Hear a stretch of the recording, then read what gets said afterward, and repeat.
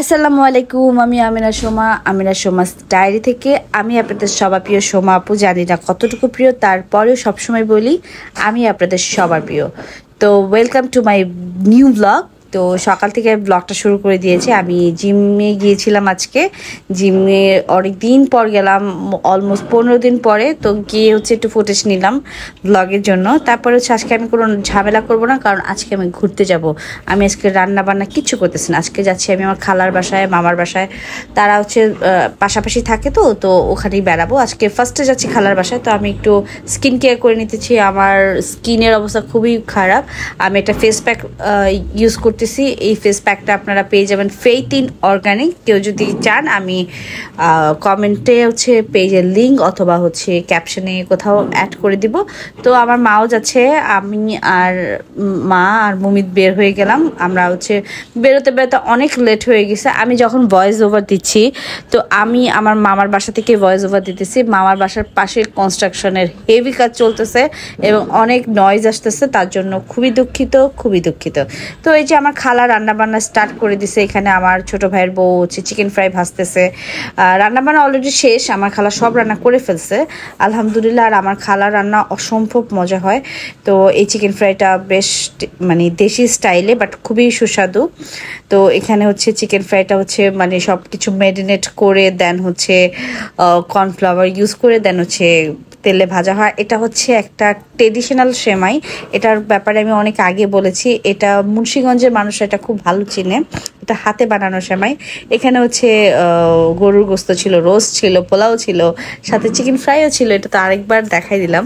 তো এই যে দেখেন চিকেন ফ্রাইয়ের কালারগুলো কেমন আসছে। এখন ভয়েস ওভার দিতে গিয়ে আমার আবার খাইতে ইচ্ছা করতেছে। তারপর এখানে আমাদের বাচ্চাগুলো খেলতেছে। এটা আমার কাজিনের মেয়ে, মিতুর মেয়ে মানহা। এটা আমার ভাতিজি মাহিরা। আমি তাকে একটু পাপি দেওয়ার চেষ্টা করতেছি। মেহেরিমা, মাহিরা না, মেহেরিমা আরেকটা আছে আমাদের। তো মেহেরিমা। আমাদের ফ্যামিলি সব বাচ্চা কাচ্চাদের নাম শুরু হয় এম দিয়ে, কারণ আমাদের এম দিয়ে সবার নাম। আমি জানি না কেন।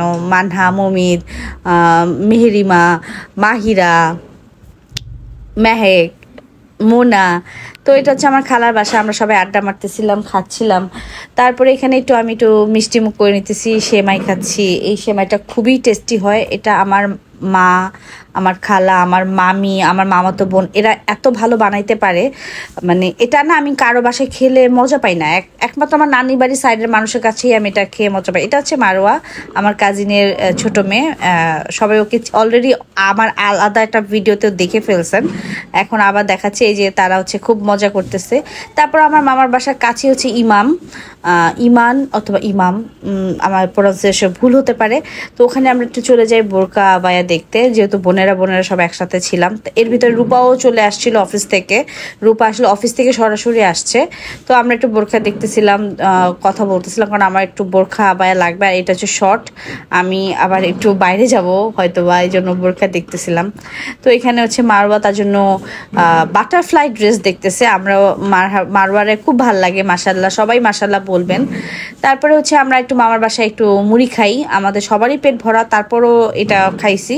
তারপর রাতে ডিনার শেষ করি রান্না বান্না করে। তো আমি আর ওগুলার ফুটেজ নেই। তো এই ছিল আজকের একটা ব্লগটা কেমন লাগলো কমেন্ট করে জানাতে একদমই ভুলবেন না। আল্লাহ হাফেজ।